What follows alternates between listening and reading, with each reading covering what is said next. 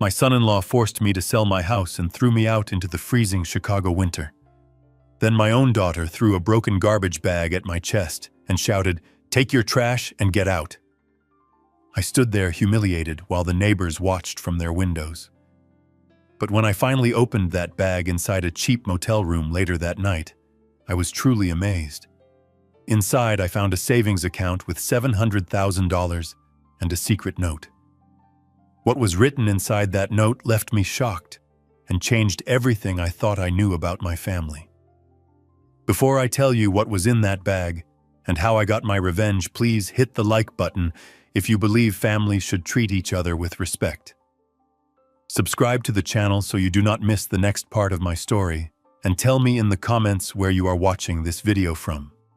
It makes this old man very happy to know I have friends listening from all over the world.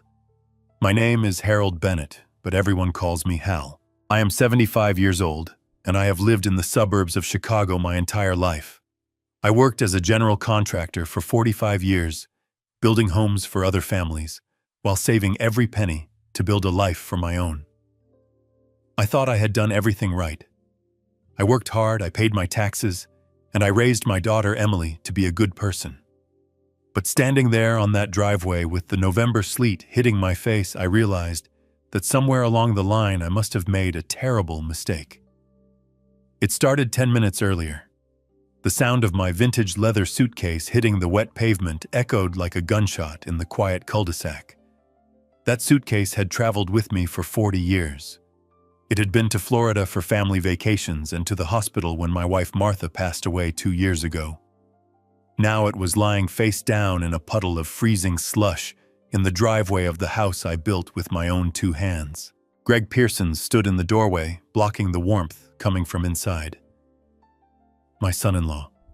He was wearing a cashmere sweater that probably cost more than my monthly Social Security check, and his face was twisted into a sneer that made my stomach turn. He looked at me like I was a stain on his expensive rug, not the man who had welcomed him into the family 10 years ago. "You are out of time, Harold," Greg said, his voice cold and devoid of any emotion. "The bank is coming on Monday. This house has been foreclosed on. You need to leave before the sheriff comes to drag you out." Foreclosed. The word hit me harder than the cold wind. That house in Naperville was my pride and joy. It was a 4-bedroom colonial with a wraparound porch that I laid the foundation for myself back in 1985. When Martha died 3 years ago, I was lost in grief. Greg had come to me with papers talking about tax optimization and asset management. He said he was a real estate genius and that he would take care of the burden of ownership so I could just enjoy my retirement. I trusted him. I signed the papers. I thought I was signing over management rights, but evidently I had signed away my life. I swallowed my pride. It tasted like bile in the back of my throat. My hands were shaking partly from the cold and partly from the sheer terror of being homeless at 75. "Greg, please," I said, my voice cracking. "It is 20 degrees out here. It is going to snow tonight. Just let me stay in the garage. I will leave in the morning. I just need one night to figure things out." Greg laughed. It was a dry, cruel sound. "There is no garage for you anymore, Harold. You are a liability. We cannot have you hanging around when the appraisers come. You are bad for property value." He checked his gold watch as if I was boring him, as if destroying a man's life was just a tedious appointment in his busy schedule. I looked past him into the hallway, hoping to see Emily. My daughter. My little girl. She was the one person in this world who was supposed to love me unconditionally. I had paid for her college. I had walked her down the aisle. When Greg started his real estate business, I was the one who gave them the seed money. Then I saw her. Emily stepped out from the kitchen into the hallway. She was wearing a heavy coat, and her face was pale. For a second, I felt a wave of relief wash over me. I thought she was coming to stop this madness. I thought she was going to tell Greg to step aside and let her father back into his home. "Emily," I called out, taking a step toward the porch. "Honey, please talk to him." She did not look at Greg. She looked straight at me, and her eyes were wide and wild. In her hands, she was clutching a large, black, heavy-duty trash bag. It looked full and heavy, and there was a rip in the side where some gray fabric was poking out. She walked past Greg and stood on the edge of the porch. The steps I had sanded and stained myself were slippery with ice. She looked down at me, and for a moment I saw something in her eyes that looked like tears, but then her expression hardened into a mask of pure fury. "Take your trash!" she screamed. Her voice was so loud it caused a dog to bark 2 houses down. She hauled the bag back and threw it with all her strength. It was heavy. It hit me square in the chest, knocking the wind out of me. I stumbled back, my heels catching on the wet pavement, and I nearly fell. I caught the bag, instinctively clutching it to my chest to keep my balance. It smelled old and dusty like the attic. "Take your garbage and get out," she yelled again, her voice breaking into a shriek. "Don't you ever come back here. Don't call us. Don't write to us. Just disappear, Harold. Get out of our lives." The silence that followed was deafening. The only sound was the wet slap of the sleet hitting the asphalt and the heavy breathing of my own chest. I looked at her stunned. This was the girl I used to read bedtime stories to. This was the woman who held my hand at her mother's funeral and promised we would take care of each other. Now she was looking at me with what looked like pure hatred. Greg put his arm around her shoulders, smirking. "You heard her, Harold. Get lost." He slammed the front door shut. The sound was final. The deadbolt clicked into place. Then the porch light flickered and went out, leaving me standing in the gray gloom of a winter afternoon. I stood there for a long time. The cold was seeping through my thin jacket, settling into my bones. My knees, which had been bothering me for years, started to throb. I looked down at the trash bag in my arms. Through the rip in the side, I could see the fabric of one of Martha's old gardening shirts. It was covered in dirt. They had thrown my wife's clothes at me. They had packed up the memories of her and thrown them at me like refuse. I looked up at the house next door. Mrs. Higgins was watching through her blinds. She had lived next to us for 20 years. She knew me. She knew Martha. But she didn't come out. She let the blinds snap shut, turning her back on the spectacle. I felt a shame so deep it burned hotter than the cold. I was a man who had built a life on dignity. I paid my bills on time. I held doors open for strangers. I tipped the waitress even when the coffee was cold. And now I was a 75-year-old man standing in the rain with a trash bag and a suitcase kicked to the curb by his own flesh and blood. I bent down my joints, creaking in protest, and picked up the handle of my wet suitcase. It was heavy, but the burden in my heart was heavier. I adjusted the trash bag under my other arm. I should have left it there. I should have left the trash on their lawn as a final statement. But seeing Martha's old shirt poking out, I couldn't do it. I couldn't leave her things in the mud, even if my daughter had discarded them. I turned around and started walking down the driveway. Every step was a struggle. The icy slush soaked through my shoes, instantly numbing my toes. I walked past the mailbox I had installed last summer. I walked past the oak tree I had planted when Emily was 5 years old. I remembered holding her up so she could touch the lowest branch. Now that tree towered over the street, its bare branches scratching at the gray sky. I reached the sidewalk and turned left toward Washington Street. The wind picked up, blowing snow into my eyes. I kept my head down. I didn't want anyone to see me. I didn't want anyone to recognize Hal, the contractor, looking like a vagrant. My mind was racing, trying to make sense of what had just happened.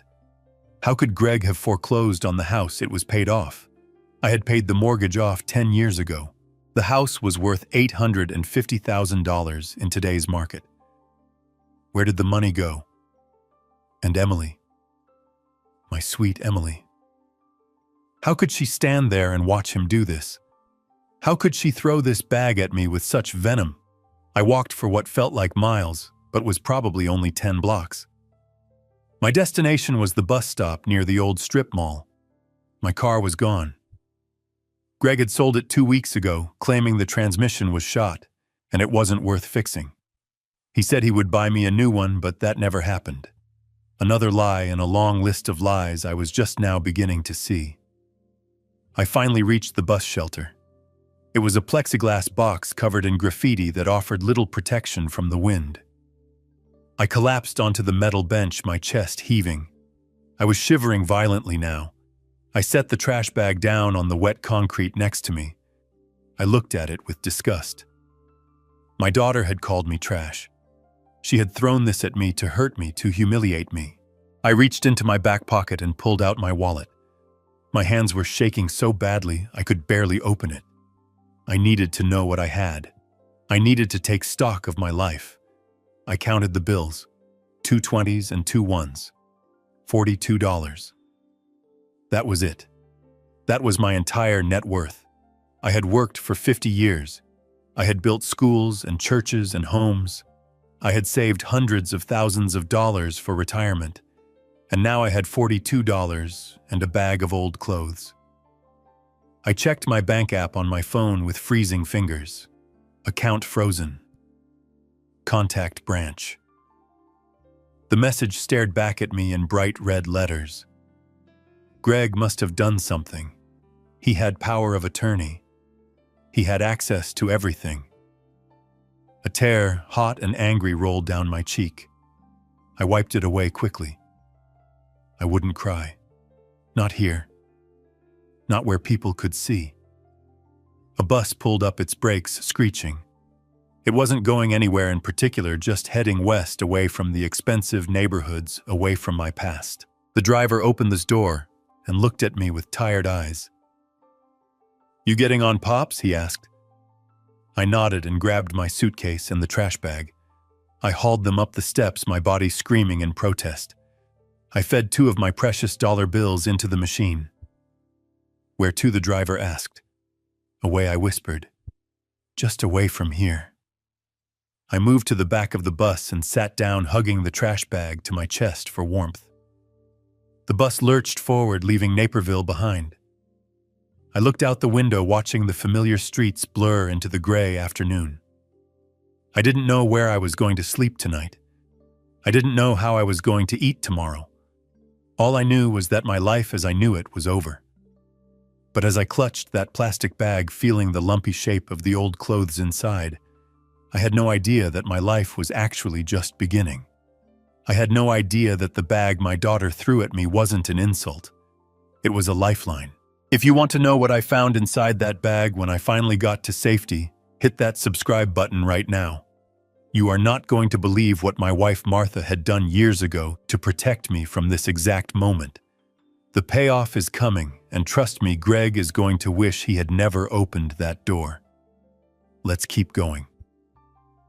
I got off the bus 3 miles down the road at a place called the Sleepy Traveler Motel. It was one of those places where the neon sign hummed loudly and the letter M was burned out, leaving it reading Hotel. The paint was peeling off the exterior walls, and there were 2 rusted pickup trucks in the parking lot. It was not the kind of place a man like me usually stayed, but beggars could not be choosers.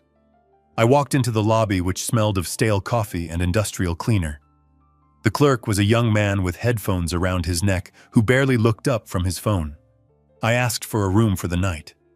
He told me it was $39 plus tax. I counted out my bills on the scratched countertop. 2 20s and 2 1s. I had $42 to my name. After paying him, I was left with less than $1 in my pocket. He handed me a physical key attached to a green plastic diamond and pointed toward the back of the lot. Room 104. I walked through the sleet to the room. The door stuck, and I had to put my shoulder into it to get it open. Inside, it was freezing. The heater under the window rattled and wheezed, but pushed out only lukewarm air. The carpet was a suspicious shade of brown, and the bedspread looked like it had not been washed in a decade, but it was dry and it was out of the wind. I dropped my suitcase on the floor, and sat on the edge of the mattress. My knees popped and ached. I stared at the black trash bag I was still clutching in my left hand. I hated that bag. It was a symbol of my humiliation. My daughter Emily had thrown it at me like I was nothing, like I was the garbage. I felt a surge of anger rise in my chest. I wanted to open the door and hurl the bag into the dumpster outside. I did not want her pity trash. I did not want her cast-offs. I stood up and grabbed the plastic knot, intending to do exactly that. But as I lifted it, the weight surprised me again. It was heavy, heavier than old clothes should be. And then the cold hit me. The motel room was barely 50 degrees. I was shivering in my thin jacket. My pride was screaming at me to throw it away, but my survival instinct was whispering that I needed warmth. If there was a sweater in there or a coat, I needed it. I sat back down and untied the knot. The plastic tore easily. I reached in and pulled out the first item. It was a wool cardigan. I froze. It was gray with pearl buttons. It belonged to Martha, my late wife. I brought it to my face and inhaled. It still smelled faintly of lavender and the potting soil she used in her garden. I pulled out another item, a pair of gardening trousers stained at the knees, then a flannel shirt she used to wear on Sunday mornings. My throat tightened. Emily had not just thrown random clothes at me. She had thrown her mother's clothes. Why would she do that? Why would she be so cruel as to taunt me with the memory of the woman we both loved? I dug deeper, looking for something that might fit me. The bag was packed tight. As I reached the bottom, my fingers brushed against something hard and rectangular. It was not fabric. It felt like cardboard, but it was rigid. I pushed the clothes aside and peered into the bottom of the sack. Taped securely to the bottom of the bag with layers of silver duct tape was a shoebox. It looked like an old box for work boots, battered and worn. I frowned. Why would Emily tape a shoebox to the bottom of a trash bag full of her dead mother's clothes? I reached in and tried to pull it out, but the tape was thick. I had to use my fingernails to peel back the edges, fighting with the adhesive. It took me 5 minutes of struggling, my breath misting in the cold air before I finally ripped the box free. I set the box on the bedspread.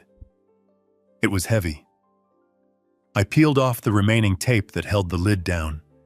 My heart was beating a little faster now, though I did not know why. Maybe it was just curiosity. Maybe it was the strange feeling that I was missing something important. I lifted the lid. The first thing I saw was money. Stacks of it. Not neat bank-wrapped stacks, but bundles of bills held together with rubber bands. 10s, 20s, 50s. Old bills. Worn bills. The kind of money you get from garage sales or selling things for cash. I stared at it, my mouth hanging open. I reached out and touched a stack of 20s. It was real. I quickly counted one bundle. $500. There were dozens of bundles. I did a quick mental calculation. There had to be at least $20,000 here in loose cash. My hands started to shake uncontrollably. Where did Emily get this? Why did she give it to me? And why did she throw it at me in a trash bag while screaming at me to get out? I set the cash aside on the bed. Underneath the money was a small blue book. I recognized it immediately. It was a passbook savings account, the kind banks hardly used anymore. I opened it. The name on the account was Harold Bennett. My name. But I had never opened an account at the Delaware Trust Bank. I flipped to the last entry. The date was 3 years ago, just a week before Martha died. The final balance was $700,000. I gasped aloud, the sound echoing in the empty room. $700,000. I sat there staring at the numbers, unable to comprehend what I was seeing. $700,000 plus the $20,000 in cash on the bed. This was a fortune. This was more money than I had ever seen in one place. Flashbacks hit me like physical blows. I remembered Martha sitting at the kitchen table late at night, selling her antique finds on the internet. I remembered her telling me she was putting a little aside for a rainy day.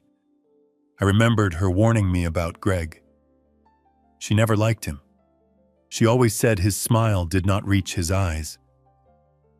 "Hal, you have to be careful with him," she had said to me a month before she passed. "He is a shark, Hal. Do not let him near the deed to the house." I had dismissed her worries. I told her Greg was family. I told her he was a businessman. Then I remembered 3 years ago sitting in the study with Greg. He had poured me a glass of expensive scotch. The papers were spread out on the desk. "It is just a formality, Hal," he had said, smoothing his silk tie. "It is a power of attorney for tax purposes. It lets me handle the property taxes and the maintenance bills, so you do not have to worry about the paperwork. You just grieve, Hal. Let me take care of the burden." I had signed. I had signed everything he put in front of me because I was drowning in sorrow, and he offered me a life raft. I did not read the fine print. I did not see that I was signing over the deed, signing over total control of my assets, granting him the power to sell everything I owned. I had been a fool, an old trusting fool. I looked back into the box. There was one more thing, a piece of paper folded into a small square. It looked like the back of an electric bill. I unfolded it. The writing was scrawled in bright red lipstick, smudged in places as if it had been written in a hurry in a bathroom or a closet. I recognized the handwriting immediately. It was Emily's. "Dad," the note read. "Do not trust anything you saw today. Greg has bugs in the house. He has cameras in the living room. He knows everything we say." I read the line again, my skin crawling. Bugs, cameras, in my own home. The note continued. "He thinks you are broke. He thinks he has won. But he does not know about this account. Mom set this up 10 years ago.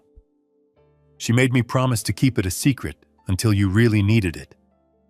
She knew Dad. She knew he would try to take everything." I felt a tear slide down my nose and drop onto the paper. Martha. My wise, brilliant Martha. Even from the grave, she was protecting me. I kept reading. "Greg is in trouble, Dad. Bad trouble. He owes money to dangerous people. He sold the house to pay a gambling debt, but it is not enough. He is planning to have you declared incompetent on Monday. He has the papers drawn up to send you to the state asylum in Joliet. He wants the life insurance policy he took out on you. The state asylum." The words chilled me more than the freezing room. It was a warehouse for the forgotten, a place where people went to die. Greg was going to lock me away and wait for me to die so he could cash in. The final lines of the note were written with such force the lipstick had broken off, leaving a smear of red wax on the paper. "This money is yours. It is untraceable. He does not know it exists. Do not call me. He checks my phone records. Take this and hire the meanest lawyer you can find. Destroy him, Dad. Take him down. I love you." I lowered the paper. The silence in the motel room felt different now. It was no longer the silence of despair. It was the silence of a calm before a storm. I thought about Emily on the porch, the way she screamed at me, the way her eyes looked wild. She was putting on a show. She knew Greg was watching. She knew he was listening. She had to make it look real. She had to throw me out to save me. She threw the trash bag because it was the only way to get the money out of the house without Greg suspecting. Who checks a bag of old garbage? My daughter had not betrayed me. She was fighting for me. She was trapped in that house with a monster playing a dangerous game to keep me safe. I looked at the cash on the bed. I looked at the passbook. $700,000. I stood up and walked to the dirty mirror hanging over the dresser. I looked at my reflection. I saw an old man with gray stubble and red eyes. I saw a man who had been beaten down, kicked to the curb, and left for dead. But as I stared into my own eyes, I saw something else igniting. It was a spark that had been dormant since Martha died. It was the spark of the man who could frame a house in a week, the man who could negotiate with union bosses and city inspectors, the man who built things that lasted. Greg Pearsons thought I was a senile old fool. He thought I was trash to be discarded. He thought he had won. I picked up the stack of $20 bills and squeezed it until my knuckles turned white. He was wrong. I was not trash. I was a father. I was a husband. And I was now a man with a war chest of $700,000 and a roadmap to my enemy's destruction. I carefully placed the money back into the box. I put the passbook inside my jacket pocket, right next to my heart.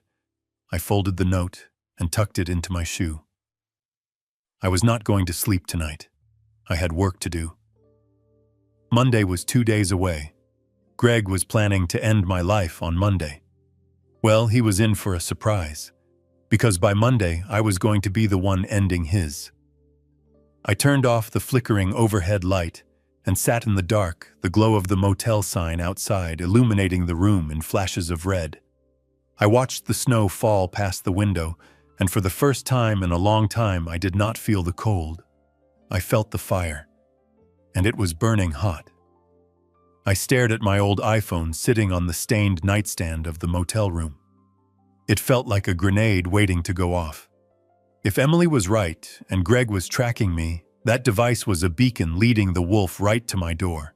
I made my first executive decision as a free man with a war chest. I powered it down, walked to the bathroom, and dropped it into the toilet tank. Let him track me to room 104 of the Sleepy Traveler Motel after I was long gone. I took $500 from the stash in the shoebox and shoved the rest into my suitcase, burying it deep beneath my own clothes. I needed to move and I needed to remain invisible. I walked a mile in the biting wind to a 24-hour Walmart. I bought a prepaid burner phone, the kind drug dealers use in movies, and a map of Illinois. I felt ridiculous, a 75-year-old grandfather playing spy, but the fear in Emily's note had been real. Next, I needed wheels. I could not rent a car from a major agency like Hertz or Enterprise because they would require a credit card, and a credit card leaves a paper trail. I found a place called Rent-A-Wreck on the outskirts of town, a lot surrounded by a chain-link fence topped with razor wire. The owner was a man named Sal, who chewed on an unlit cigar and did not ask questions as long as the cash was green. I put down a deposit on a 10-year-old Ford Taurus that smelled of stale cigarette smoke and pine air freshener.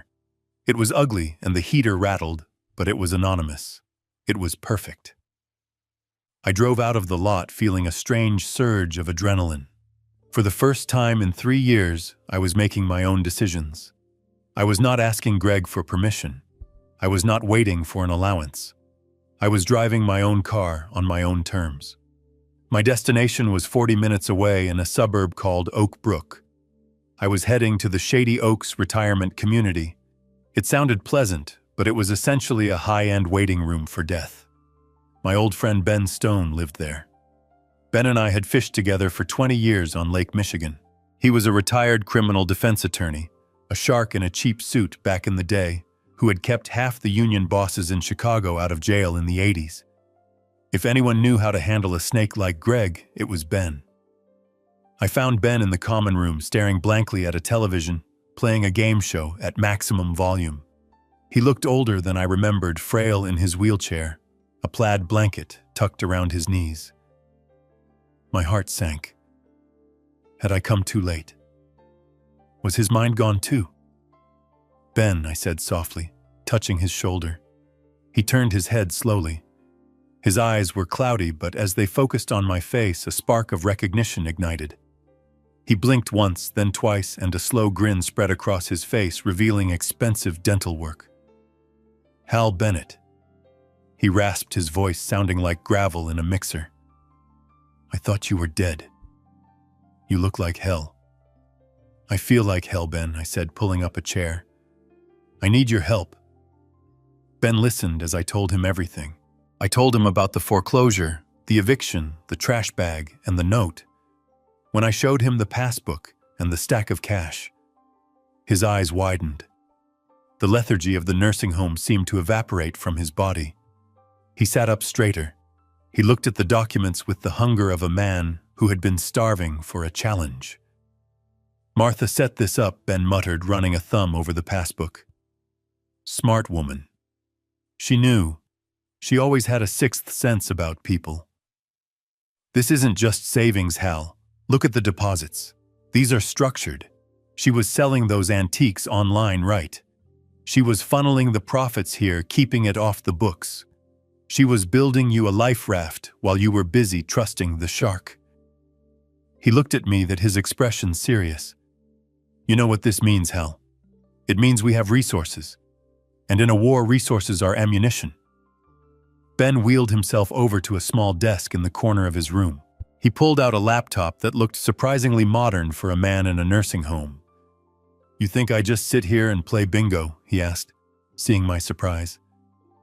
"I still have friends, Hal. I still have eyes and ears in the city. You want to know who Greg Pearsons really is? Let's find out." For the next 4 hours, I watched a master at work. Ben made calls. He used a voice that commanded respect, barking orders at private investigators and old contacts in the clerk's office. He typed furiously, accessing databases I did not even know existed. I sat on the edge of his bed eating a cup of tasteless gelatin a nurse had brought in, waiting for the verdict. Around 3 in the afternoon, Ben stopped typing. He spun his wheelchair around to face me. His face was grim. The playful spark was gone, replaced by the hard, cold look of a lawyer who has seen the worst of humanity. "It is worse than we thought," Hal, Ben said. "Much worse." "Tell me," I said, bracing myself. "Greg Pearsons is not a real estate tycoon," Ben began. "He is a fraud. He has not closed a legitimate deal in 18 months. The fancy office downtown. It is a lease he is 3 months behind on. The cars, leased and in danger of repo. But that is just the surface." Ben tapped a piece of paper he had printed out. "Your son-in-law has a problem, Hal. A massive gambling problem. Not poker, not horses. Crypto casinos, unregulated offshore gambling sites. He has been bleeding money for 2 years. He chases his losses, and when he ran out of his own money, he started looking for other sources." He looked at me meaningfully. "He owes $2.5 million, Hal, and he does not owe it to a bank. He owes it to a syndicate out of Eastern Europe that runs these sites. These are not people who send angry letters. These are people who break legs." I felt the blood drain from my face. $2.5 million. "But the house," I stammered. "It was paid off." Ben nodded slowly. "It was. Until 6 months ago. Greg forged your signature on a home equity line of credit. He cashed out 80% of the home's value. He forged the notary seal too. I have a friend at the county recorder's office who pulled the digital file. The signature is a decent forgery, but it is shaky. He used the house to pay the vigorish on his loans, but he gambled the rest and lost it too. Now the bank is foreclosing because he has not made a single payment on the loan he took out in your name." I felt sick, physically sick. He had stolen my home. He had stolen the legacy I built for my family and fed it into a digital slot machine. "It gets worse," Ben said, and his voice dropped an octave. "How can it be worse?" I whispered. Ben handed me another document. It was a court filing. It was dated for next Monday. "He is running out of time, Hal. The loan sharks are squeezing him. The bank is taking the house. He needs a big payout, and he needs it fast. He took out a life insurance policy on you last year. A big one. $2 million. I stared at him, horror washing over me. "He wants me dead." "Not yet," Ben said. "That would be too messy. Too many questions. No, his plan is more elegant and more cruel. He has filed an emergency petition for guardianship. He claims you have advanced dementia. He claims you are a danger to yourself. He has a doctor on his payroll who signed an affidavit stating you are mentally incompetent. I looked at the paper. In the matter of Harold Bennett. Petition for involuntary commitment. The hearing is Monday morning, Ben said. If he wins, he gets total control over your person. He can put you in a state facility, the cheapest one he can find. He can medicate you until you really do lose your mind. And then when you conveniently pass away from natural causes in 6 months or a year, he cashes the policy and pays off his debts. The room spun. My own son-in-law. The man who ate at my table. The man who called me dad. He was not just stealing from me.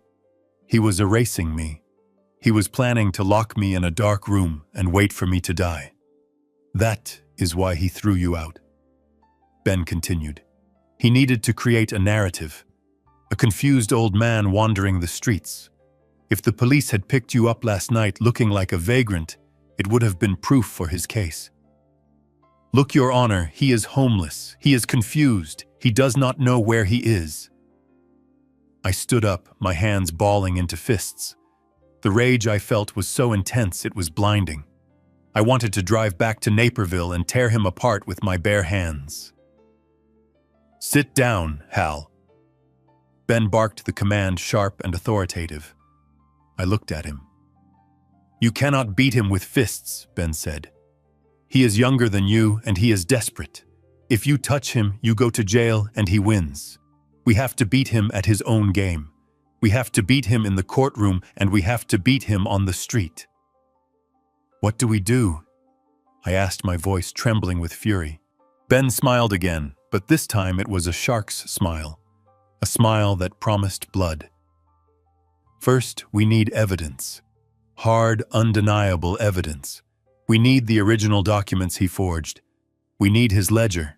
We need proof of the gambling debts. And we need it before Monday morning.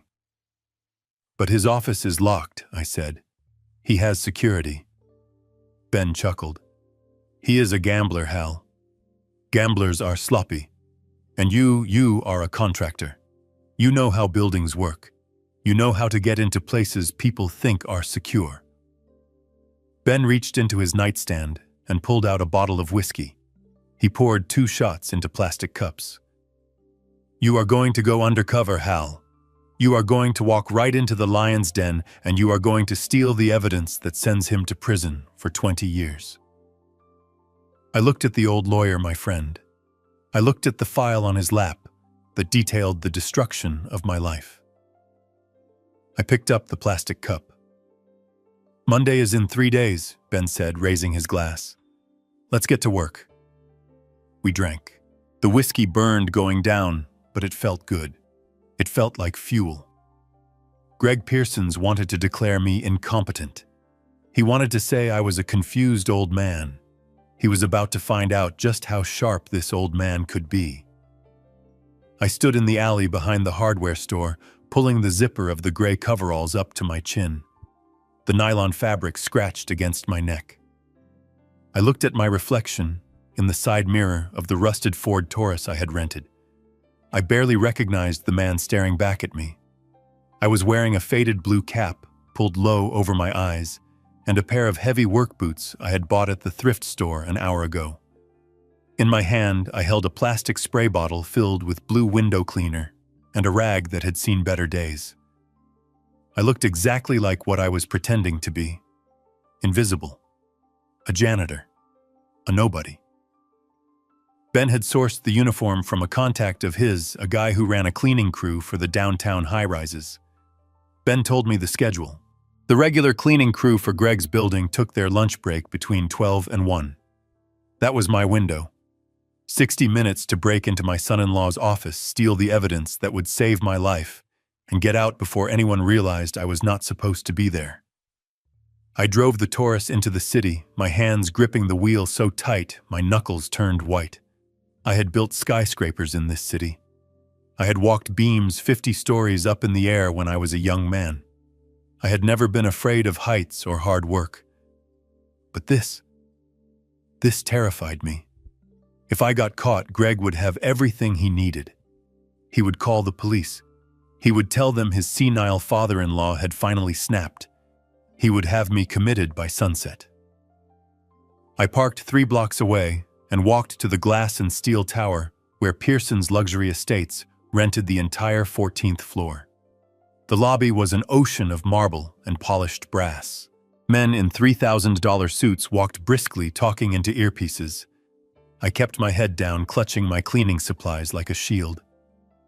I walked straight toward the service elevator. The security guard was looking at a monitor. He glanced up at me. My heart hammered against my ribs like a trapped bird. I gave him a tired nod, just a working man acknowledging another working man. He didn't even blink. He buzzed me through. I was in. The elevator ride to the 14th floor felt like it took a lifetime. I watched the numbers climb. 10, 11, 12. I checked the button recorder taped to my chest under the coveralls. The little red light was blinking. It was recording. The doors opened. The office was quiet. The reception desk was empty. Ben was right. Greg liked to take long lunches at the steakhouse down the street to project an image of success. His receptionist usually took her break in the break room at the back. I walked quickly across the plush carpet, my work boots silent. I went straight to Greg's corner office. The door was unlocked. Arrogance. He thought he was untouchable. He thought he was smarter than everyone else. I slipped inside and closed the door softly behind me. The office smelled of leather and expensive cologne, the same scent that had made me nauseous when he kicked me out of my own house. I didn't waste time looking at the view. I went straight to the trash can. It was a sleek stainless steel bin under his mahogany desk. I peered inside. It wasn't empty. There was a pile of shredded paper, cross-cut shreds. I reached in and grabbed a handful. I could see fragments of text, a notary seal cut in half, a signature that looked like mine sliced into ribbons. He had been practicing. He had been destroying the drafts of the forged documents. I pulled a large Ziploc bag from my pocket and stuffed the shredded paper inside. Ben knew a guy who could reassemble documents like this. It would take time, but we had the pieces. Next was the computer. I sat in Greg's leather chair. It felt wrong. It felt like sitting on a throne of lies. I woke the screen. Password required. I pulled out the burner phone. Ben was on the other end, waiting. "I am in, Ben," I whispered. "I need the password." "Try Big Dog 88. Ben rasped in my ear. "He uses it for his fantasy football leagues." I typed it in. "Access denied." "Try Winner 2024, Ben said. Denied. My palms were sweating inside the rubber gloves. The clock on the wall ticked loudly. I had been in there for 10 minutes. It felt like 10 hours. "Think," Hal Ben said. "He is a narcissist. What does he love?" "He loves money," I said. "Try millionaire." Denied. I looked around the desk. There was a framed photo of Emily. She was smiling, unaware that her husband was a monster. "Try Emily tucked," I said, feeling a wave of sickness. I typed it in. The screen unlocked. I felt a surge of rage so hot it almost blinded me. He used my daughter's name as the key to the machine he was using to destroy her inheritance. I pulled out the USB drive Ben had given me. It was loaded with a script that would automatically copy the browser history, the downloads folder, and the accounting software files. I plugged it in. A progress bar appeared on the screen. Downloading, 20%. I tapped my foot nervously. I looked at the door. 40%. Come on, I whispered. 60%. Then I heard it. The ding of the elevator down the hall. I froze. Click, click, click. High heels on marble. Someone was coming back early. It wasn't the heavy tread of a man. It was lighter. The receptionist. Or maybe Emily. I looked at the screen. 80%. The footsteps were getting closer. They stopped at the reception desk. I heard the sound of mail being sorted.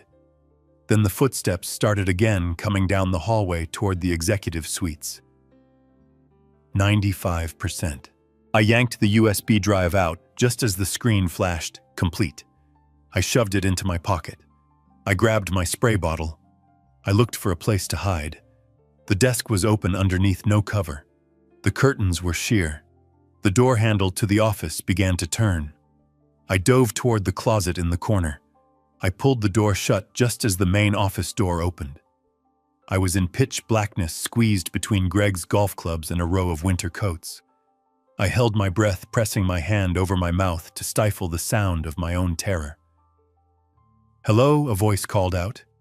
It was a woman's voice. The receptionist. "Mr. Pearsons, are you back?" Silence. She walked into the room. I could hear her putting something on the desk. Probably the mail. She paused. I prayed she wouldn't notice the chair was slightly turned or the monitor was warm. Then the phone on the desk rang. It was a jarring sound in the quiet room. She didn't answer it. She walked out, closing the door behind her. I let out a breath I didn't know I was holding. I reached for the doorknob to escape. But then the door opened again.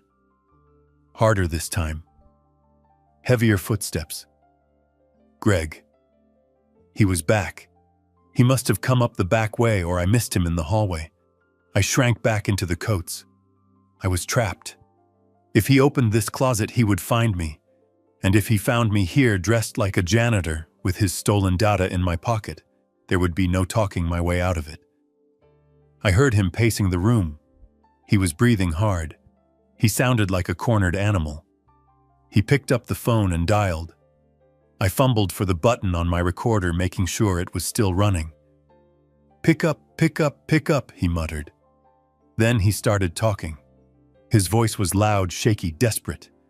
"Tony, look, I know I am late. I know. Please just listen to me." Silence as he listened to the person on the other end. No, please do not send anyone to the house. Emily is there. She knows nothing about this. This is between you and me." My blood ran cold. He was talking to the loan sharks. The people Ben said broke legs. "I have the solution," Greg said, his voice rising in panic. "It is done. I have a buyer for the house. Yes, the Naperville house. We are closing Friday morning." "Friday? That was 2 days away." "Yes, I know it is worth $850, but I am selling it for $600. A quick sale. House flippers. They are bringing a cashier's check. I will have your money by noon on Friday. I swear, Tony. Just call off your dogs."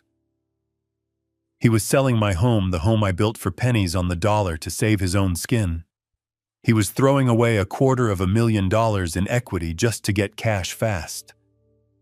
I heard him slump into his chair. But what he said next made me forget about the house. It made me forget about the money. "Yeah, the old man is handled," he said into the phone. "No, he won't be a problem. He is homeless right now, wandering the streets. But come Monday, he is gone for good." He laughed, a dry, cruel sound. "I have the paperwork, Tony. The doctor signed the affidavit this morning. Dementia. Advanced aggression. He is going to the state facility in Joliet. The lockup ward. Once he is in the system, he loses all legal rights. He becomes a ward of the state, and I remain his power of attorney." I pressed my ear against the wood of the door, tears of rage stinging my eyes. He wasn't just stealing from me. He was erasing me. He was going to lock me in a warehouse for the insane and throw away the key. And the best part, Greg continued, is the insurance. $2 million. But I have to wait 6 months for it to pay out on natural causes. So he just has to survive 6 months in there. I figure the food or the stress will kill him by then anyway. It is a win-win. He hung up the phone. I stood there in the dark, shaking. not from fear anymore. From a hatred so pure it felt like it could burn down the building. I heard him pour a drink, the clink of glass on crystal, then the sound of him sighing. "Sarah," he yelled out to the receptionist. "I am going to the restroom. Hold my calls." I heard the door open and close. I waited 5 seconds. Then I burst out of the closet. I didn't care about being quiet. I didn't care about the janitor act. I ran. I ran out the side door of the office into the fire escape stairwell. I didn't wait for the elevator. I ran down 14 flights of concrete stairs, my boots thudding against the steps, my heart pounding in my ears, my lungs burned, my old knees screamed in protest, but I didn't stop. I burst out into the alleyway, gasping for air, the cold winter air hitting my sweaty face. I stripped off the gray coveralls right there next to a dumpster, revealing my flannel shirt and jeans underneath. I threw the cap into the trash. I walked as fast as I could to the Ford Taurus. I got in, locked the doors, and sat there hyperventilating. I reached into my pocket and pulled out the recorder. I pressed rewind and then play. "He is going to the state facility in Joliet. Once he is in the system, he loses all legal rights." Greg's voice, tinny but clear, filled the car. I had him. I had his confession. I had the proof of the gambling debts. I had the proof of the fraud. But I also had a deadline. Friday. Today was Wednesday. Greg was selling my house on Friday morning. He was going to hand over the deed to some flipper for a quick payout. If that sale went through, I would lose the house forever. And even if I sent Greg to jail later, the house would be gone sold to a third party who bought it legally. I looked at the dashboard clock. It was 1:30 in the afternoon. I had less than 48 hours to stop him. I started the car. I wasn't going back to the motel. I was going back to Ben. We had the evidence. Now we needed a plan to spring the trap. Greg Pearsons thought he was selling a house on Friday. He thought he was buying his freedom. But he was about to sell his soul, and I was going to be the one to collect. I sat in the plastic chair in Ben's room at the nursing home, staring at the wall clock as the second hand swept past the 12. It was 1:30 in the afternoon on Wednesday. My hands were still trembling slightly from the adrenaline of the break-in, but my mind was racing with a new problem. We had the evidence and we knew Greg's timeline, but Emily was still in the dark. She was stuck in that house with a desperate man who was spiraling out of control. She needed to know I was safe. She needed to know I had found the money. And most importantly, she needed to know that the cavalry was coming on Friday. I could not call her. Ben had confirmed that Greg monitored the outgoing calls on the landline, and Emily's cell phone was on a family plan that he controlled. If I sent a text, he would see it. If I called, he would hear it. I needed a way to get a message into that fortress without tripping the alarms. I needed something analog in a digital world. I looked at Ben, who was busy decrypting the files I had stolen from Greg's computer. "Ben," I said, "I need to order a pizza." Ben stopped typing and looked at me over his reading glasses. "We are in the middle of a war council. Harold and you are thinking about lunch. The cafeteria serves meatloaf in 20 minutes. "Not for us," I said, standing up and pacing the small room. "For Emily." I explained the plan. Back when Emily was a teenager and Greg first started coming around for dinner, there was always an argument about pizza toppings. Greg was a purist. He wanted meat lovers or plain cheese. He was arrogant about it, calling anything else garbage. But Emily and I had a secret favorite: pepperoni and pineapple, the combination of salty and sweet. Greg hated it. He hated the smell of it. He refused to be in the room when we ate it. He called it the trash pizza. If a pepperoni and pineapple pizza showed up at the house at 2 in the afternoon on a Wednesday, Greg would not touch it. He would be disgusted. He would retreat to his office or go out to the patio.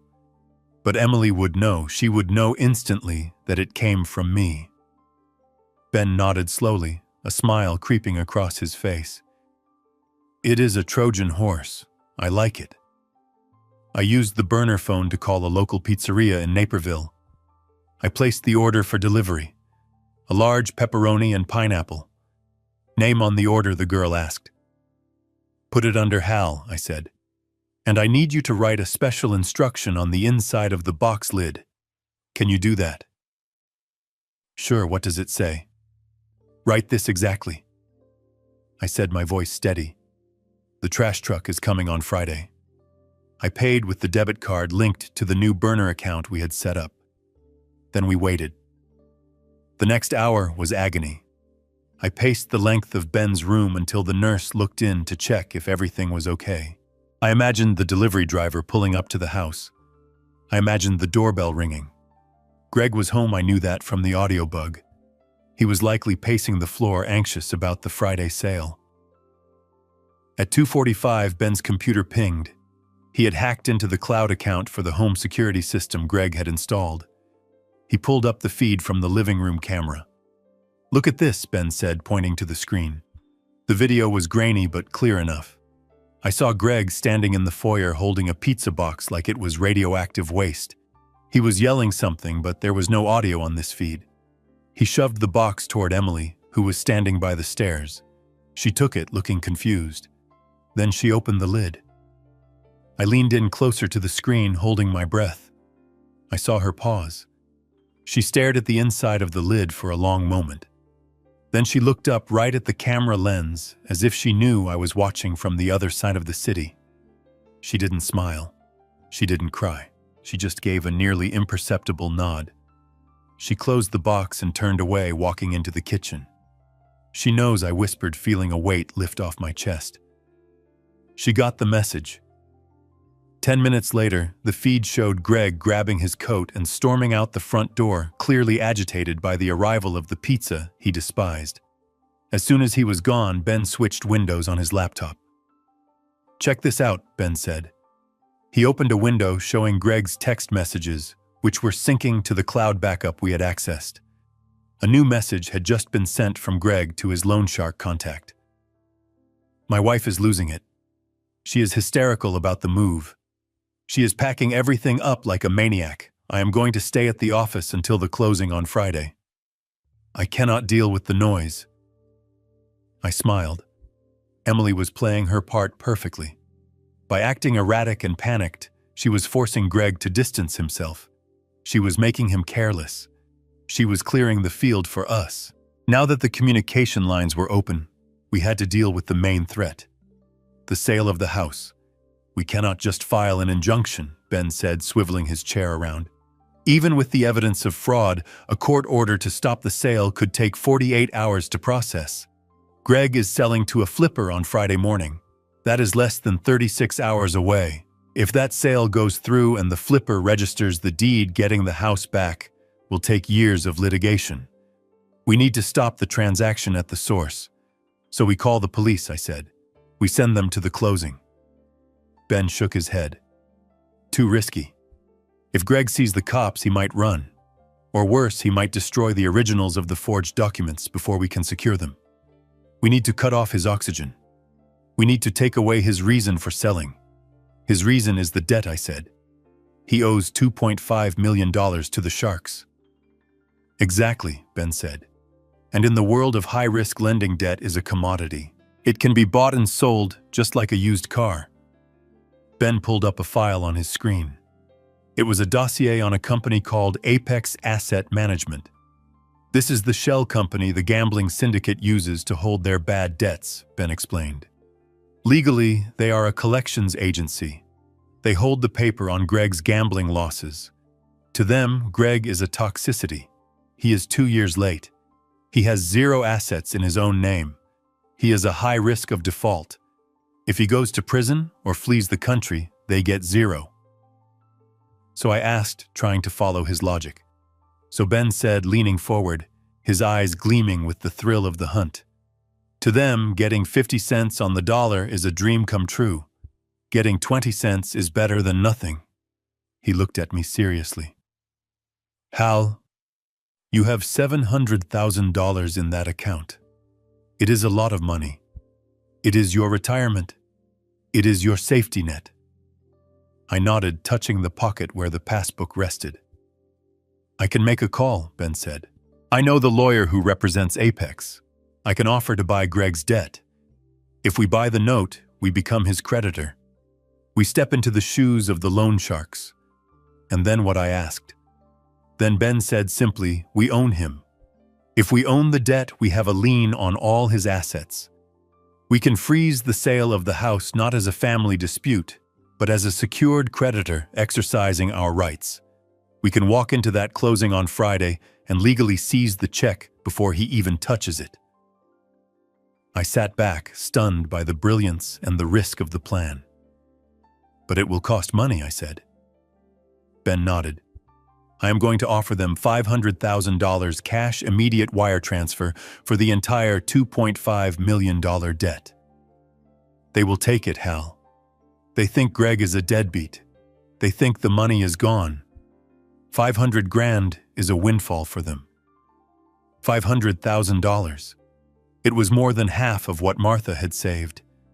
It was money meant for my old age. If I spent it, I would be left with a fraction of my security. But then I thought about the house. I thought about the oak tree in the yard. I thought about Emily throwing that trash bag to save me. I thought about Greg calling me incompetent and planning to lock me away. This was not about money anymore. This was about taking back control. Do it, I said. Buy the debt. Ben wasted no time. He picked up his phone and dialed a number from memory. He put it on speaker. Hello, a smooth voice answered. This is Benjamin Stone, the voice on the other end paused. Ben Stone. I haven't heard that name since the Teamsters trials. Are you still alive, you old buzzard? Alive and kicking, Ben said, his voice strong and confident. I am representing a private investor who is interested in acquiring a distressed asset portfolio from Apex, specifically the obligations of one Gregory Pearsons. There was a silence on the line, then a dry chuckle. Pearsons. That guy is a walking corpse. He is underwater. Why would your client want that toxic waste? My client specializes in high-risk recovery. Ben lied smoothly. He believes he can squeeze blood from a stone. We are offering $500,000. Cash. Wired today. Take it or leave it. I held my breath.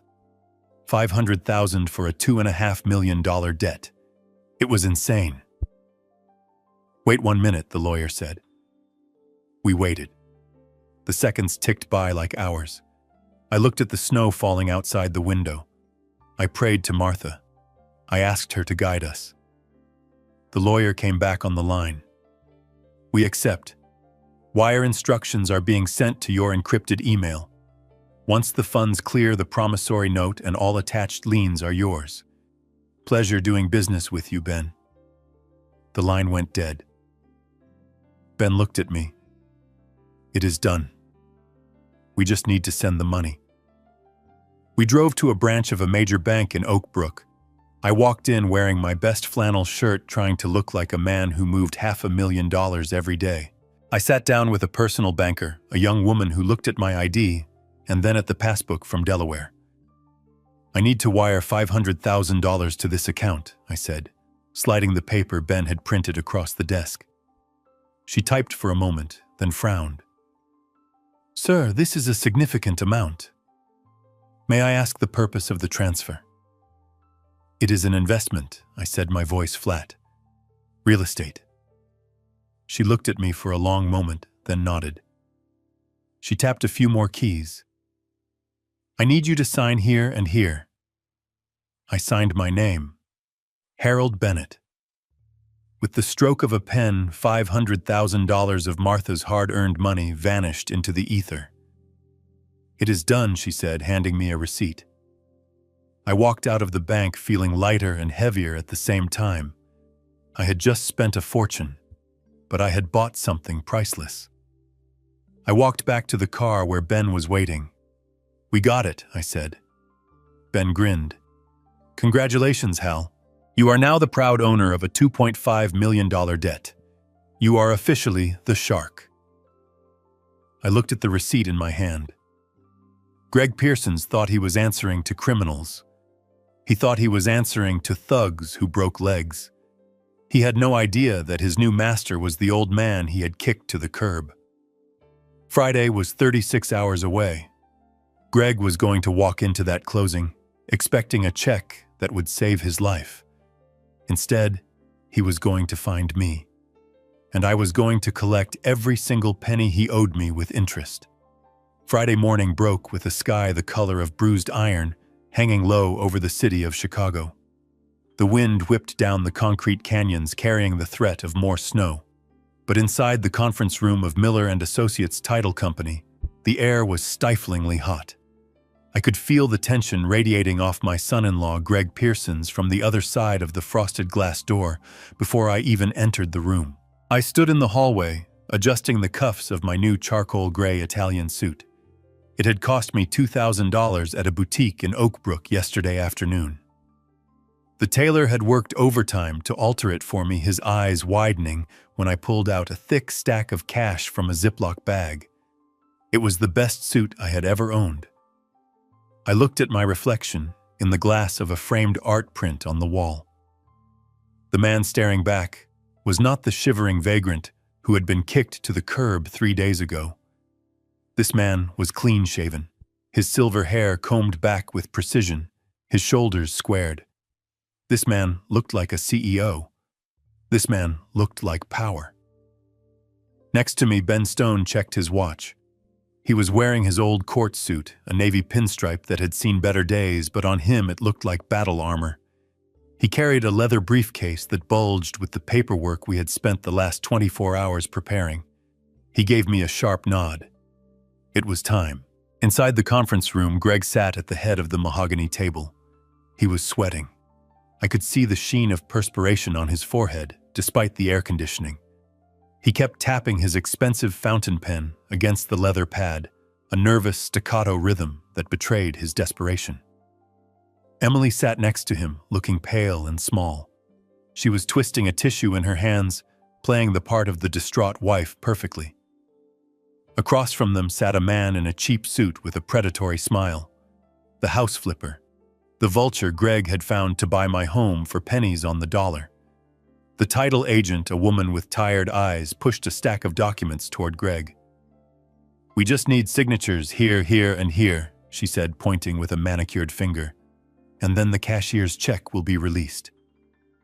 Greg reached for the papers, his hand shaking slightly. This was it. The moment he had been waiting for.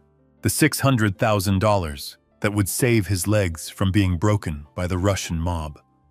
He uncapped his pen. The tip hovered over the signature line.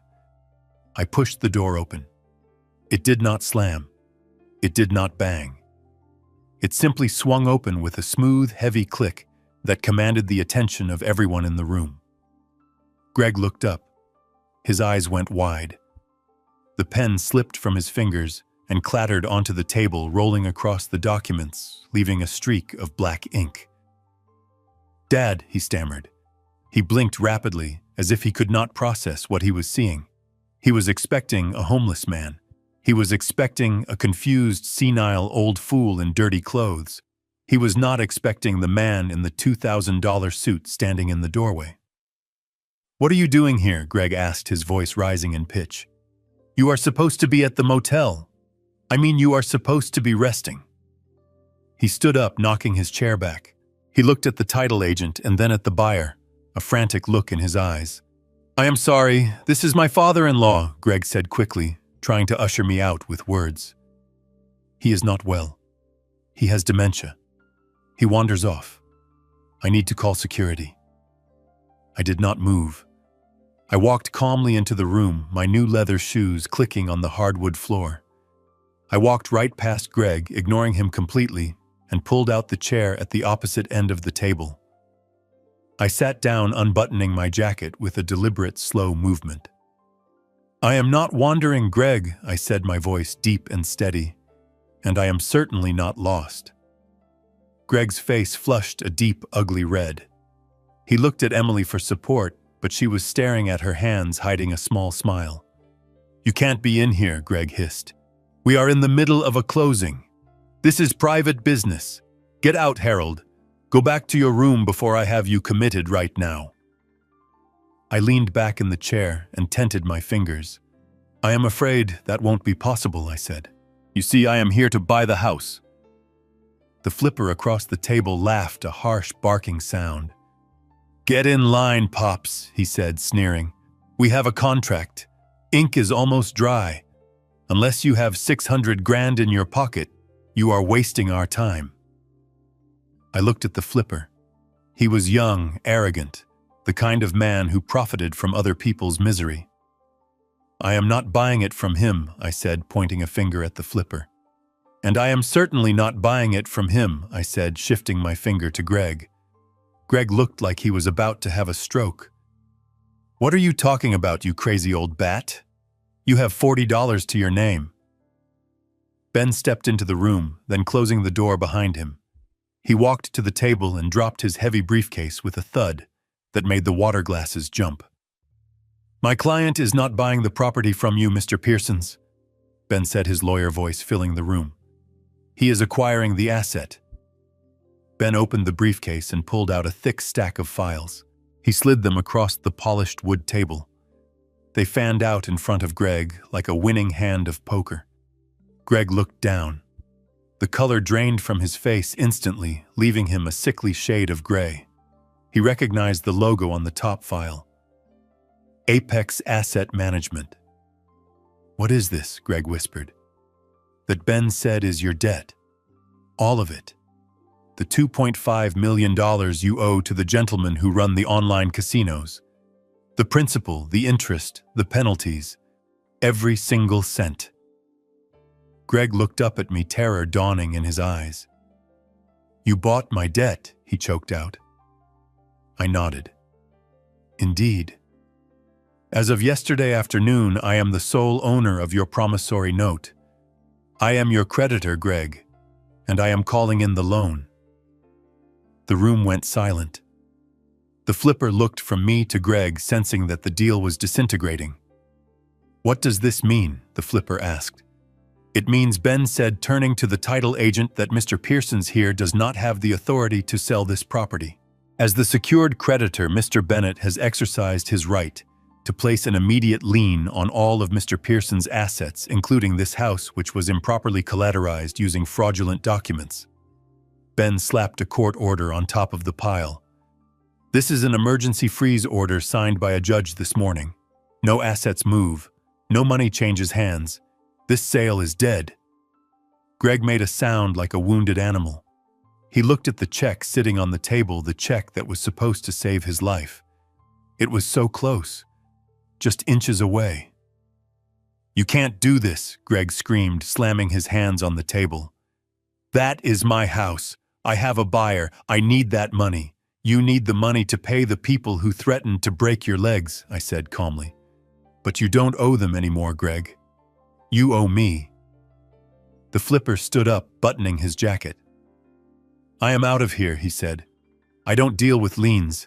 This place is radioactive. Call me when you sort out your family drama." He grabbed his briefcase and walked out, leaving the door swinging behind him. Greg watched him go, his mouth opening and closing like a fish out of water. The money was gone. The escape route was closed. He was trapped in a room with the man he had tried to destroy, and that man now owned his life. Greg looked around the room like a trapped animal, his eyes darting from the closed door to the pile of legal documents Ben had slammed onto the table. The reality of the lien was sinking in, but his ego was still fighting for survival. He turned his desperate gaze toward Emily. She was sitting quietly, her hands folded in her lap, her face unreadable. He must have thought she was still the pliable, terrified woman he had manipulated for the last 3 years. He thought he could still play the husband card. "Emily, baby, please," he stammered, reaching out a hand toward her, but stopping short of touching her. "Your dad has lost his mind. Look at him. He is talking crazy. He bought debt. He is hallucinating. You have to say something. Tell these people to back off. Tell them we are selling the house so we can start over. Just you and me. Like we planned." I watched my daughter. For years I had watched her shrink under his influence. I had watched her voice get quieter, her opinions get fewer, her spark get dimmer. I was terrified that she would crack, that the habit of obeying him would be too strong to break. But Emily stood up. She did not do it quickly or angrily. She stood up with a slow, deliberate grace that sucked the air out of the room. She smoothed the front of her dress and looked Greg directly in the eyes. Her face was a mask of cold indifference, a look I had never seen on her before. It was the look of someone who had run out of tears. She reached into her designer handbag, the one Greg had bought her for their anniversary, to show off to his friends. She pulled out a small velvet pouch. Greg's eyes locked onto it, hope flickering in his gaze. Maybe he thought she was offering him an asset, something to pawn, something to trade. She upended the pouch, and a ring slid into her palm. It was her wedding ring, a massive solitaire diamond that sparkled under the fluorescent conference room lights. It was the ring Greg had used to brag about his success, the ring that was supposed to prove his love. Emily held it up, the facets catching the light. "Do you know how I found out, Greg?" she asked, her voice soft, but cutting through the silence like a razor blade. "I took this to the jeweler last week. I wanted to get it resized because I have lost so much weight from the stress you put me through." Greg's face went from gray to a sickly white.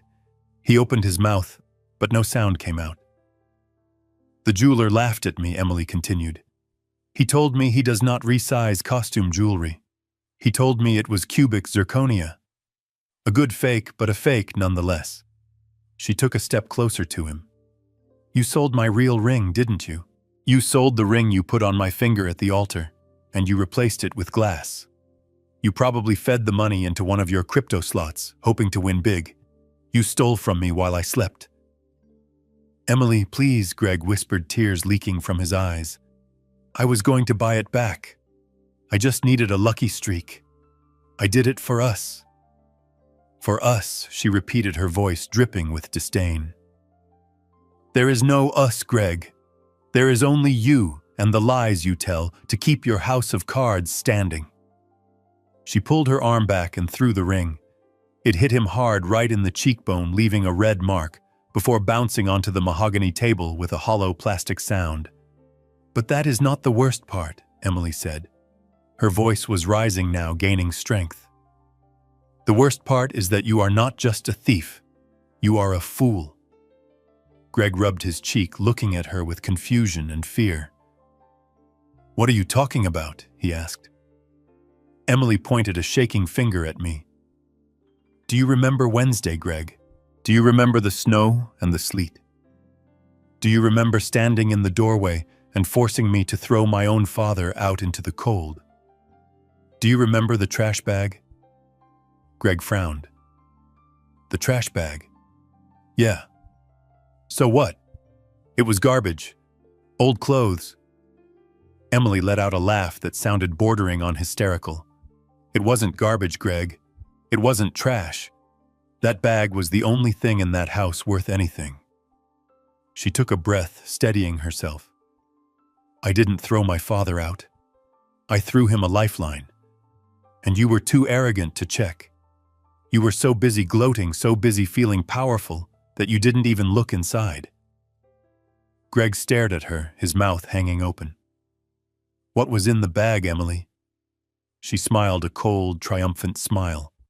$700,000. The words hung in the air. Greg froze. His eyes bulged. What he whispered.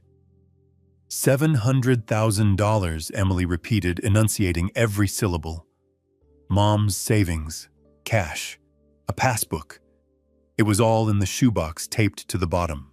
I threw it at him so you wouldn't find it. I threw it at him so he could use it to destroy you. Greg looked at me, then back at Emily.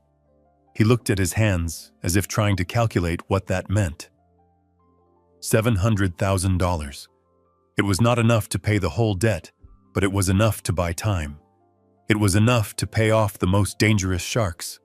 It was enough to save his legs, and he had watched it walk down the driveway. He had ordered it off his property. "You threw away $700,000, Greg screamed. The sound tore from his throat like a physical wound. He grabbed his hair, pulling at it. "You stupid witch! You threw away my money. That was my money. I am your husband. That was mine. It was never yours." I said, my voice low and dangerous. "It belonged to Martha.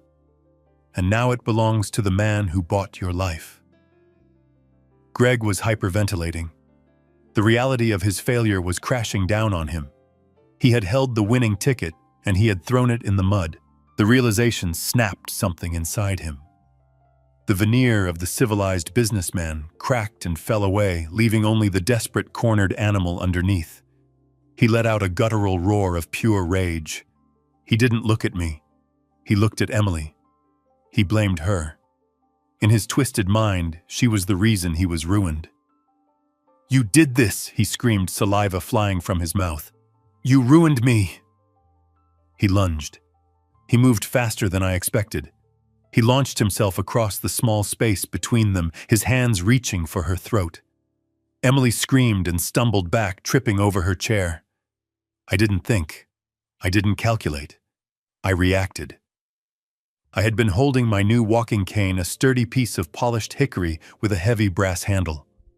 I didn't really need it to walk, but Ben had suggested it as a prop to add to the image of the distinguished eccentric investor.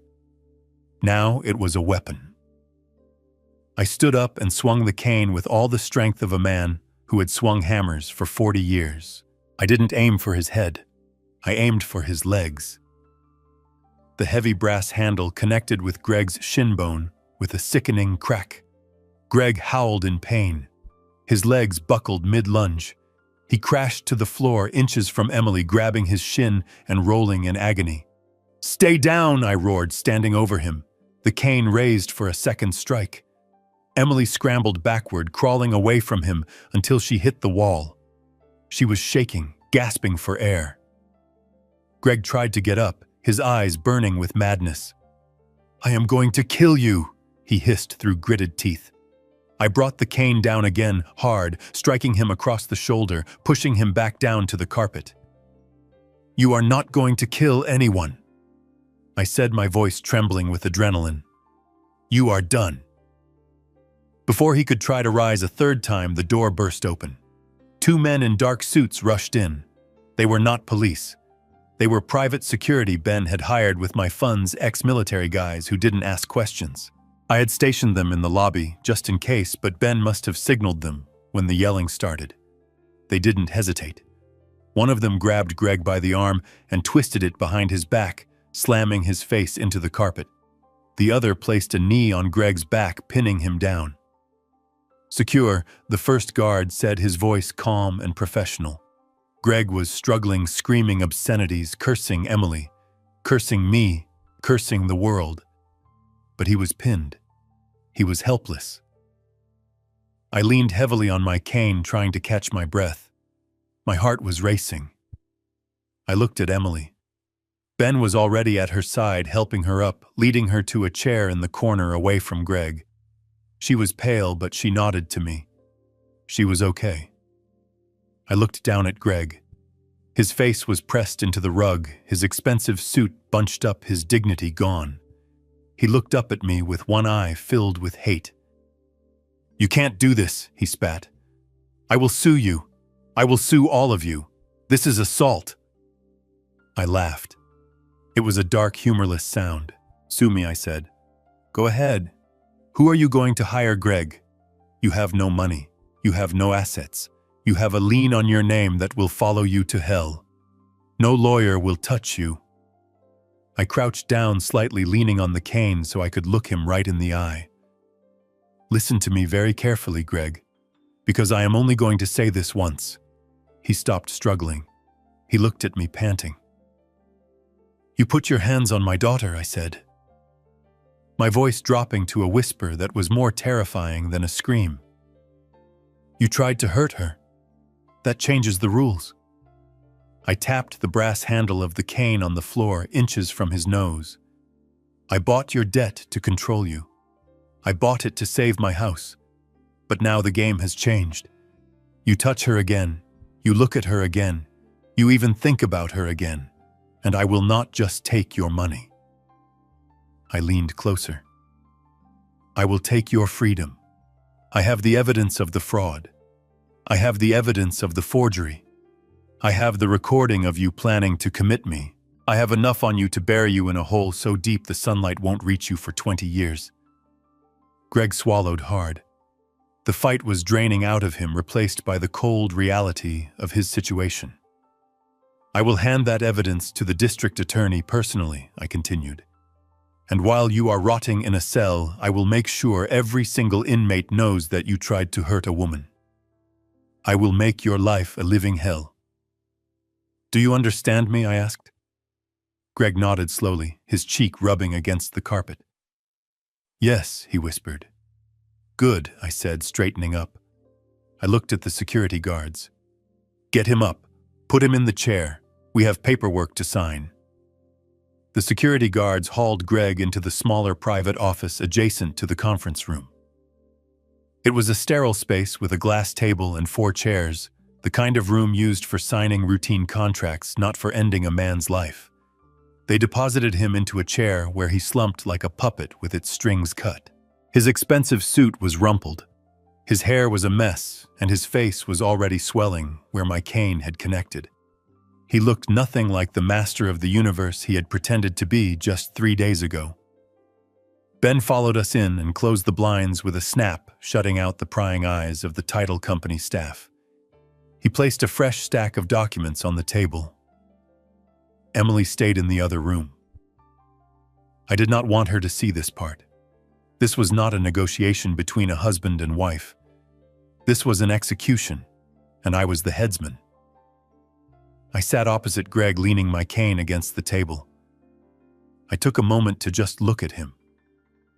I wanted to remember this face. I wanted to remember the fear in his eyes, so that I would never ever let myself be fooled by a smile like his again. Here is the situation, Greg Ben said, standing at the head of the table like a judge delivering a verdict. You are currently looking at a laundry list of felonies that would make a career criminal blush: bank fraud, wire fraud, forgery, identity theft, elder abuse, attempted assault. Ben tapped the file with his knuckle. I have already drafted the complaint for the district attorney. It is comprehensive. I have the forensic accounting from your computer. I have the shredded documents we reassembled. I have the testimony of the notary whose seal you forged. If we walk out of here and file this, you will be arrested before you reach the parking lot. With the amount of money involved and the predatory nature of the crimes you are looking at, 15 years minimum. You will be 55 when you get out. Greg made a small whimpering sound. He looked at me, his eyes pleading. Dad, he rasped. 15 years. I would die in there. You know I would. I am not built for prison. I remained silent. I let the silence stretch until it became uncomfortable, until he had to fill it with his own anxiety. Or Ben continued, his voice dropping to a businesslike monotone. There is option B. Greg's head snapped up. Hope is a dangerous thing, and I saw it flicker in his eyes. What is it? He asked breathlessly. I will do anything. Option B is simple, I said, speaking for the first time. You disappear. I slid a document across the glass table. This is an uncontested divorce decree, I said. You sign it now. You waive all rights to marital assets.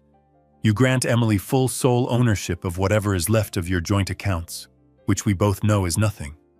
You waive any right to spousal support. You walk away clean. Greg reached for the paper, his hand shaking. Okay, I can do that. We can divorce. Keep reading, Ben said. Greg turned the page. You also sign this confession of judgment, Ben explained. It acknowledges the debt you owe to Harold. $2.5 million. You admit that you owe it, and you admit that you have no means to pay it. Greg looked up, confused. But you said you bought the debt. I did, I said. And now you owe me. But here's the deal, Greg. As long as you leave the state of Illinois and never return, I will defer collection. I will not garnish your wages. I will not seize your future assets. I will let the debt sit dormant. Greg's eyes widened. You want me to leave the state? I want you out of my city, I want you out of my state, and I want you out of my life. I said, my voice rising. If I ever see you again, if you ever send a text to Emily, if you ever drive past my house, I will reactivate this judgment immediately.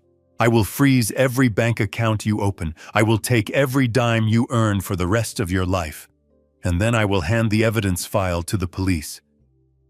Greg looked at the papers. It was a lifeline, but it was also a banishment. He was being exiled. But I have no money, he whispered. My accounts are empty. I sold the car. If I leave, where do I go? How do I eat? I reached into my pocket and pulled out a thick white envelope. I tossed it onto the table. It landed with a soft thud. $5,000, I said. Cash. Greg looked at the envelope. $5,000. It was an insult. It was less than he used to spend on a weekend gambling binge. It was a pittance. That is what you get, I said. It is enough for a bus ticket and a month in a cheap motel. It is a hell of a lot more than the $42 you left me with when you kicked me out. Greg stared at the envelope. His pride was warring with his survival instinct. He looked at me and I saw the old Greg the manipulator try to surface one last time. He put on his sad face, the one he used to use when he wanted me to invest in his schemes. Dad, listen, he said, his voice trembling with fake emotion. I know I messed up. I know I hurt you. But deep down, you know I love Emily. We had good times, right? Remember the Christmas party last year? Remember when we went to the lake house? I was stressed, Dad. The gambling, it is a sickness. I was not in my right mind. You can't just banish me. I am your son. He reached out, trying to touch my hand. I swear on my mother's grave, Dad, I never wanted to hurt you. I was just trying to fix things so we could all be happy. I would never actually put you in a home. I just said that to calm down the loan sharks. It was just talk. I looked at him. For a second, I almost believed him. He was good. He was so incredibly good at lying that he probably believed it himself. But then I remembered the closet. I remembered the cold, dark space between his golf clubs and his winter coats. I remembered the sound of his voice laughing. Ben, I said calmly, play the tape. Ben pulled out his laptop and hit a key. The sound was amplified, filling the small room. It was the recording from the button device I had worn. Greg's voice, loud and clear, echoed off the walls. The old man is handled. He is homeless right now, wandering the streets. But come Monday, he is gone for good. Greg flinched as if he had been slapped. He stared at the laptop, horrified. The recording continued. The doctor signed the affidavit this morning. Dementia. Advanced aggression. He is going to the state facility in Joliet. The lockup ward. Then came the part that made Greg squeeze his eyes shut. I figure the food or the stress will kill him by then anyway. It is a win-win. I signaled Ben to stop the tape. The silence that followed was heavy and suffocating. Just talk, I asked, my voice soft. Just talk, Greg. You were planning my death. You were betting on it. You were going to lock me in a cage and wait for me to rot, so you could cash a check. Greg opened his mouth, but no words came out.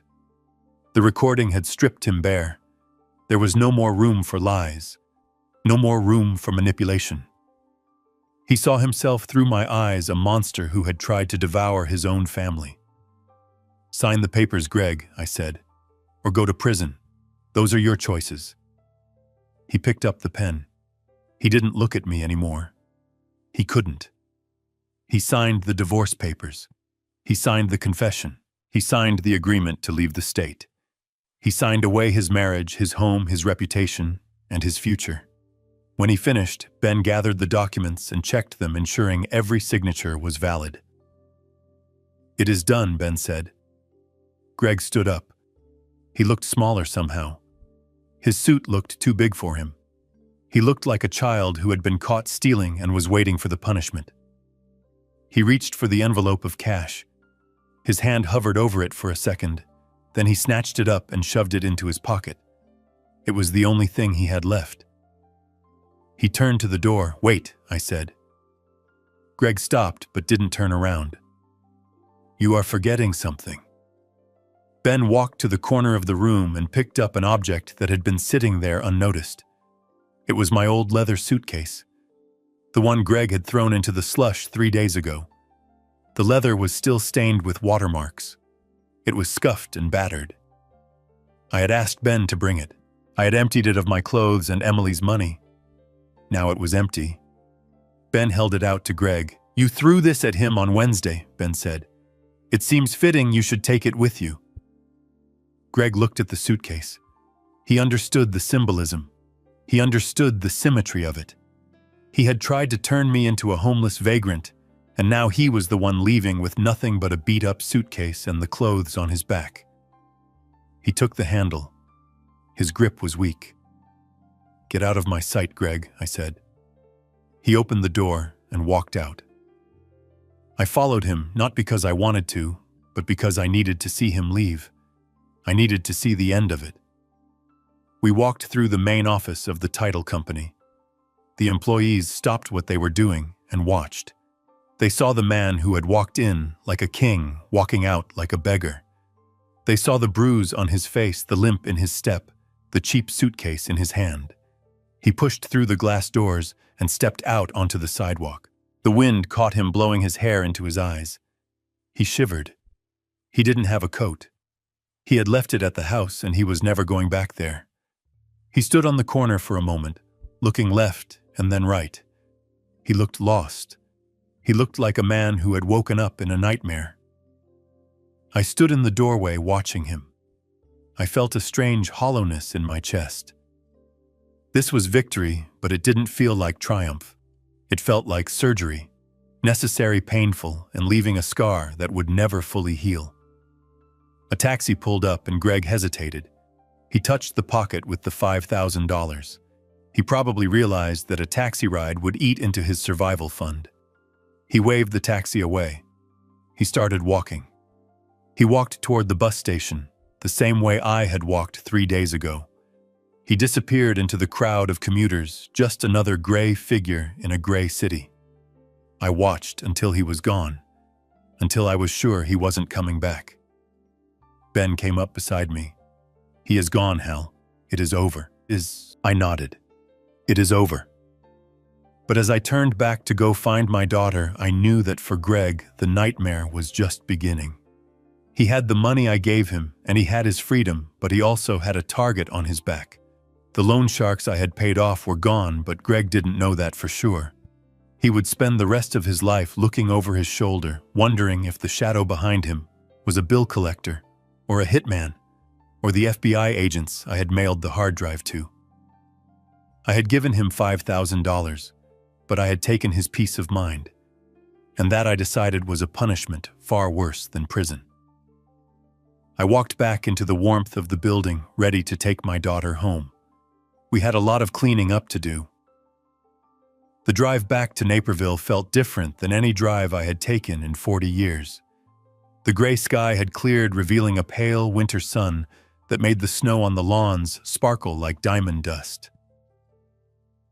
I drove the battered Ford Taurus up the driveway, the same driveway where I had been humiliated just days before. But this time I did not feel shame. I felt a profound sense of reclamation. I parked the car and turned off the engine, letting the silence of the cul-de-sac wash over me. It was not the silence of abandonment anymore. It was the silence of peace. Emily was sitting in the passenger seat, clutching her purse with both hands. She looked exhausted, her makeup smudged and her shoulders slumped, but the tension that had defined her posture for 3 years was gone. She looked at the house, then at me, and for the first time since this nightmare began, she offered me a genuine smile. It was small and fragile, but it was there. We walked to the front door. The lock was the same, but the feeling of turning the key was entirely new. I pushed the door open, and we stepped inside. The house was quiet. Greg had taken his personal items, his expensive gadgets, and his ego, but the bones of the house remained. The oak floors I had laid down myself 30 years ago gleamed in the afternoon light. The crown molding I had installed when Emily was in high school still framed the rooms with elegance. It was empty, in a way devoid of the frantic energy Greg brought to everything, but it was also full. It was full of memories that predated him, memories of Martha and Emily, and a life built on solid ground. Emily walked into the living room and sank onto the sofa. She kicked off her shoes and curled her legs under her, just like she used to do when she was a teenager watching movies on Friday nights. I sat down in my old armchair, the one Greg had tried to throw out 3 times because it didn't match his modern aesthetic. We sat there for a long time just listening to the house settle. Then Emily started to talk. It wasn't a sudden burst of words. It was a slow unraveling of the hell she had been living in. She told me about the nights Greg would pace the floor muttering about odds and spreads. She told me about the way he would scream at her if she bought the wrong brand of coffee, claiming she was wasting his money. She told me about the fear. "He never hit me, Dad," she whispered, staring at the fireplace. "But he punched walls. He threw vases. He made sure I knew that violence was always just one bad hand away. I stayed because I was afraid of what he would do to you if I left. He always threatened to cut off your care to put you on the street. He used you as leverage against me." I listened, my heart breaking for my little girl. I had thought she was complicit.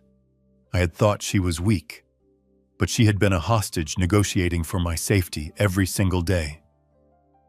"When he told me about the plan to commit you," Emily continued, her voice trembling, "I knew I had to act. I knew I couldn't wait anymore. Mom's money was the only card I had left. I had to get it to you, and I had to make him believe I hated you so he wouldn't suspect I was helping you. Throwing that bag at you was the hardest thing I've ever done. Seeing your face, seeing the hurt in your eyes, it almost killed me." I reached out and took her hand. Her fingers were cold. "You saved us, Emily," I said softly. "You played the part perfectly. You were braver than I ever could have been." We cried then. Not tears of sadness, but tears of release. We let go of the fear, the anger, and the betrayal. We washed the house clean with our grief and our relief. Later that afternoon, we sat at the kitchen table with a notepad. We had business to discuss. The financial dust was settling. I had spent $500,000 to buy the debt. We had about $200,000 left in the account, plus whatever we could salvage from selling Greg's leftover luxury items, which I intended to do immediately. $200,000 was a lot of money, but it wasn't a fortune. It was a nest egg. And I knew exactly what I wanted to do with it. First, I said, tapping the table with a pen, "We are going to fix this place up. Not the way Greg wanted, with marble and chrome. We are going to bring it back to what it was. We need to paint over those cold gray walls.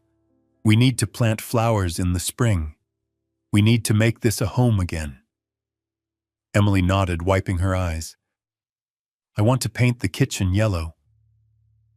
Mom always wanted a yellow kitchen." "Yellow it is," I said. "But there is something else," I continued. "I don't want to just sit on this money.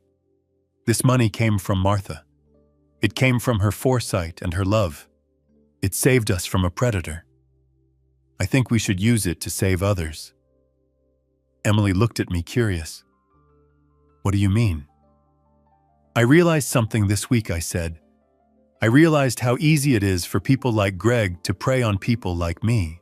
Older folks who are trusting, who are grieving, who are maybe a little slower to catch on to technology.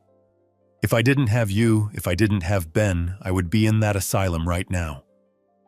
I took a deep breath. "I want to start a trust, a small foundation. We can call it the Martha Bennett Fund. We can use the money to help seniors who have been victims of financial fraud. We can help them pay for lawyers. We can help them keep their homes. We can give them a fighting chance." Emily smiled, and this time it reached her eyes. It was the smile of the woman she was meant to be before Greg dimmed her light. "Mom would love that," she said. "She would be so proud." "And I know just the man to run the legal side of it," I added. The next day, I drove back to the Shady Oaks retirement community. I found Ben in the cafeteria poking at a plate of scrambled eggs. He looked bored again, the fire from our adventure fading. I sat down across from him and placed a folder on the table. "Well, what is this?" Ben asked, eyeing the folder suspiciously. "It is a job offer," I said. Ben laughed, a dry, rasping sound. "I am retired Hal. I am 80 years old. My law license is dusty." "Dust it off," I said. "I am starting a foundation, Ben, to help people like me, people who get scammed by their families. I have the seed money, I have the mission, but I need a shark. I need someone who knows the law, who knows how to fight, and who isn't afraid to get his hands dirty." Ben looked at the folder. He opened it and read the outline I had drafted. I watched his face. I saw the boredom dissolve. I saw the purpose return to his eyes. "You can't pay me," he grumbled. "I can pay you in purpose," I said. "And I can promise you better coffee than this sludge." Ben closed the folder and tapped it with his finger. "I will need an office," he said, "and a computer that actually works, and a budget for private investigators." "You got it," I said, grinning. "Welcome to the team counselor." Driving home that evening, I felt a sense of completeness I hadn't felt in years. I had a mission. I had my friend back. And I was going home to my daughter.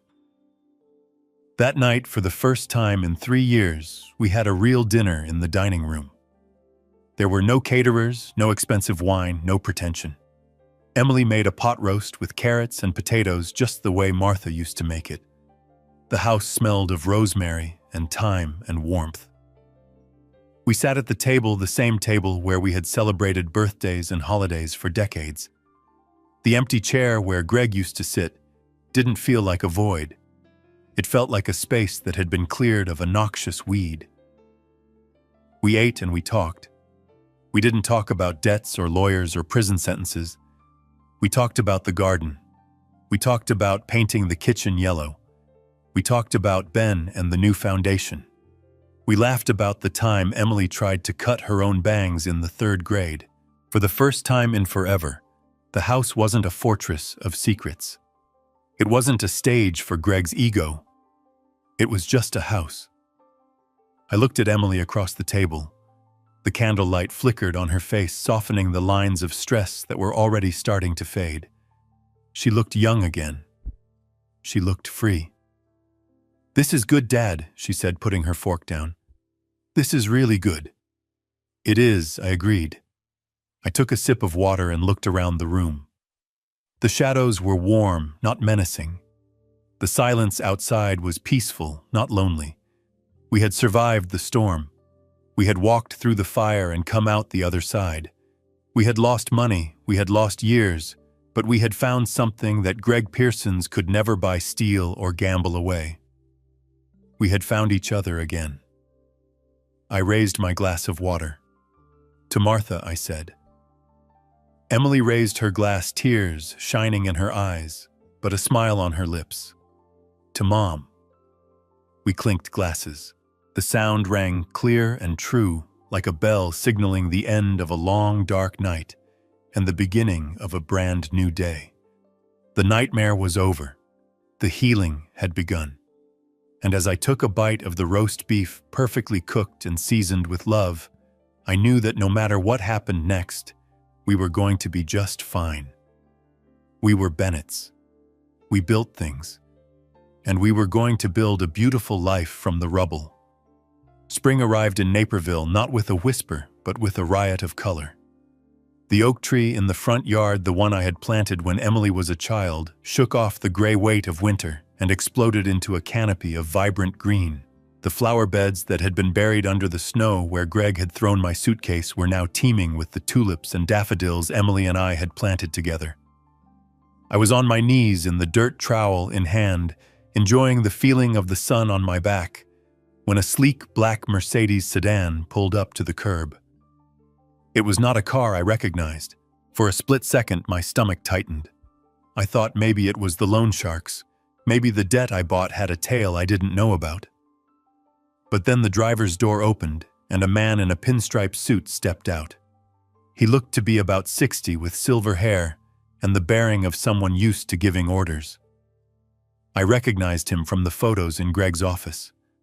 It was Arthur Sterling, the owner of the luxury brokerage firm where Greg had pretended to be a star. I stood up, wiping the dirt from my hands onto my jeans. I didn't feel the need to be intimidated anymore. I was Harold Bennett, and I stood on my own ground. "Mr. Bennett," the man said, extending a hand. "I am Arthur Sterling. I hope I am not intruding." "You are not," I said, shaking his hand firmly. "What can I do for you, Mr. Sterling?" He looked at the house, then back at me. There was a look of genuine respect in his eyes. "I wanted to come personally," he said. "I received a visit from the FBI last week. They showed me the contents of the hard drive you sent them, the forensic accounting." I nodded. "I assumed they would get to you eventually." Sterling sighed, a heavy sound of relief mixed with anger. "Your son-in-law wasn't just gambling his own money, Mr. Bennett. He was skimming from our escrow accounts. He was moving money around so fast we didn't catch it. He was robbing Peter to pay Paul, and eventually he was going to rob us all blind. If you hadn't sent that drive, if you hadn't exposed the wire fraud, he might have taken the whole firm down with him." He reached into his pocket and pulled out a card. "We are recovering what we can," Sterling said. "But I wanted to say thank you. You didn't just save yourself. You saved 50 employees who work for me. You saved their pensions. You are a man of integrity, Harold. If you ever need anything, you call me." I watched him drive away. It was a strange feeling. Greg had tried to paint me as a villain, as a burden, but in the end, the truth had washed all that away. I wasn't the villain. I was the one who stopped the bleeding. 2 weeks later, on a rainy Tuesday afternoon, Ben Stone sat at my kitchen table. The kitchen was no longer the cold, gray mausoleum Greg had insisted on. It was bright, sunny yellow, just as we promised. The smell of fresh coffee filled the air. Ben looked younger these days. The work at the Martha Bennett Foundation kept him busy. He had a purpose again, fighting for seniors who had been scammed, and he was terrifyingly good at it. But today his face was somber. He placed a tablet on the table and slid it toward me. "It is done," Hal Ben said softly. I looked at the screen. It was a mugshot. Greg Pearson's looked 10 years older than the last time I saw him. His hair was thinning, his face was gaunt, and his eyes were dead, empty things. He was wearing an orange jumpsuit that clashed horribly with his pale skin. "Where?" I asked. "Las Vegas," Ben replied. He tried to run a credit card skimming operation out of a motel room off the strip. Stupid. Desperate. He got caught using a cloned card to buy gas. When they ran his prints, the federal warrants from Illinois popped up like fireworks. Ben took a sip of coffee. "He is being extradited back here to face the fraud charges plus the new charges in Nevada. The DA is not offering a deal, Hal. With the amount of money involved and the predatory nature of the crimes against you, he is looking at 20 years, minimum." I stared at the picture. I looked for any trace of the man who had married my daughter, the man I had welcomed into my home. There was nothing left, just a hollow shell of greed and bad choices. "Does Emily know?" I asked. Ben nodded. "I told her before I came here." "She's okay, Hal. She said she felt relief. It is finally over. He can't hurt anyone anymore." I pushed the tablet away. "Good," I said. "Let justice do its work. We have other things to focus on." Ben finished his coffee and went back to the office to fight for the good guys. I stayed in the kitchen for a moment, listening to the hum of the refrigerator, the ticking of the clock, the sounds of a peaceful life.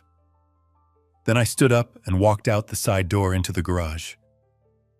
It was my workshop now. The smell of sawdust and oil hung in the air, comforting and familiar. But on the back wall above my workbench, there was something that didn't quite fit. It was a shadow box, a large frame protected by museum-quality glass. Inside, mounted against black velvet, was a black, heavy-duty trash bag. It was torn at the side, wrinkled and ugly. It was the bag Emily had thrown at me. Most people would have thrown it away. Most people would have burned it as a memory of the worst day of their lives. But I had kept it. I had framed it. I stood there looking at it, my hand resting on the smooth wood of my workbench. People say one man's trash is another man's treasure. It is a cliché, something you say at flea markets. But standing there, I knew it was the truest thing ever written. To Greg, that bag was garbage. It was something to be discarded, something to be kicked to the curb along with the old man he despised. He looked at it and saw nothing because he was blind to anything that didn't glitter. But to me, that dirty, torn plastic bag contained the most valuable things in the world. It held the legacy of my wife, Martha, who had been smart enough to protect us from beyond the grave. It held the courage of my daughter, Emily, who had risked everything to save my life. And it held my freedom. That bag was my shield. It was my sword. It was the vessel that carried me through the storm. I reached out and touched the glass. "Do not ever let anyone define your value," I whispered to the empty garage. "Do not ever let anyone tell you that you are trash. Because if they do, if they treat you like garbage, you make sure of one thing. You make sure that when you leave, you take your value with you. You take your dignity. You take your strength. And you leave them with exactly what they deserve. Nothing." I turned away from the wall. The past was framed and hanging where it belonged. It was behind me. I walked out of the garage and around to the front of the house. Emily was there. She was wearing old jeans and one of my flannel shirts that was 3 sizes too big for her. Her hair was tied back in a messy bun, and she had a smear of blue paint on her cheek. She was standing by the front door, the door that Greg had slammed in my face, the door that had been a barrier. We had stripped off the old black paint Greg had chosen. The wood beneath was bare and ready. "Ready, Dad?" she asked, holding up a can of paint. I smiled. "Ready." We had chosen the color together. It wasn't black.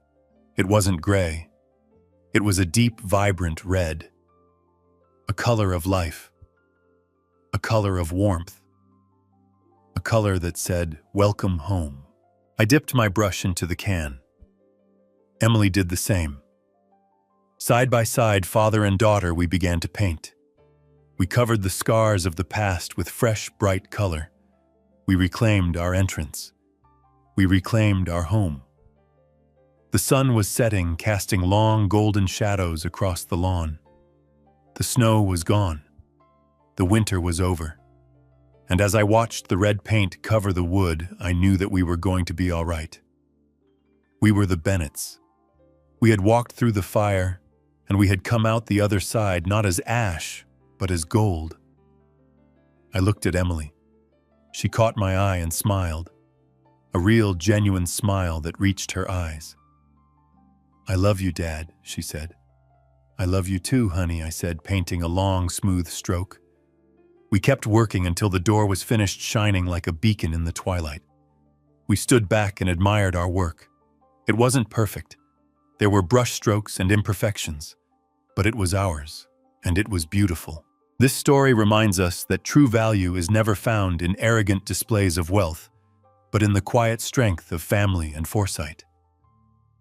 Greg saw only a dirty trash bag to be discarded, but he missed the legacy of love and protection hidden inside.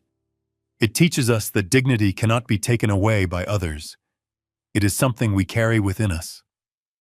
We must never underestimate the power of patience or the resilience of those who build their lives on honest foundations.